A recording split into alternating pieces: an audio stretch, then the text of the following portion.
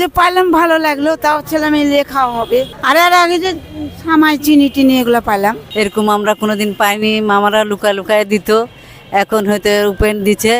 শ্যামাই চিনি পেয়েছি, আমরা সব কিছু পেয়েছি। এখন আল্লাহ মামাদেরকে যে খুশি রাখে, আমরা আরও চাই যে মামারা আরও আমাদেরকে বড়ভাবে চোখে দেখে, আনন্দ পাই আমরা। পবিত্র ঈদুল আজহার শুভেচ্ছা। ঈদ মানে আনন্দ, ঈদ মানে খুশি। আর এই খুশিটা অসহায় সাধারণ দরিদ্র মানুষের মাঝে ছড়িয়ে দিতে রাজশাহী কলেজ শাখা ছাত্র শিবির একটি মানবিক উদ্যোগ নিয়েছে।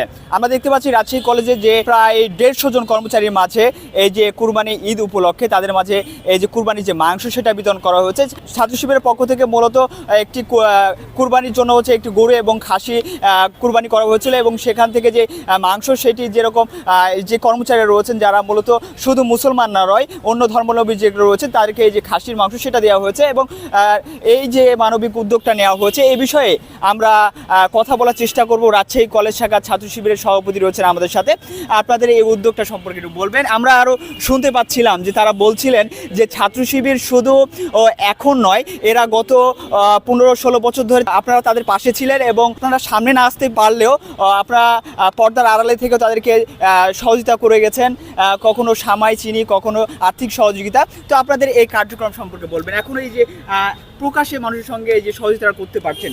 আসলে ধন্যবাদ। ঈদ মানে খুশি, ঈদ মানে আনন্দ।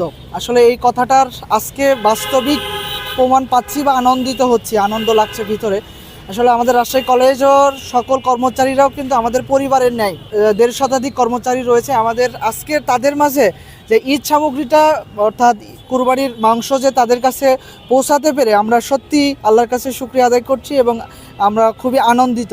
কারণ আমরা বিগত বছরগুলোতে আসলে এইভাবে এই খোলা পরিবেশে তাদের মাঝে একত্রিত করে তাদের কাছে ঈদের আনন্দটা, ঈদের ভাগাভাগি করার সুযোগ কখনো হয় নাই। 5 আগস্টের পরবর্তী সময়গুলোতে আজকে যেমন একসঙ্গে মিলিত হয়ে আমরা আমাদের কার্যক্রমগুলো অর্থাৎ তাদের সাথে ঈদের আনন্দটা ভাগাভাগি করার জন্য অসহায় দরিদ্র যে কর্মচারীগুলো যারা কুরবানি একেবারেই দিতে পারে নাই, তাদের কাছে আমরা মাংসগুলো পৌঁছে দিয়েছি।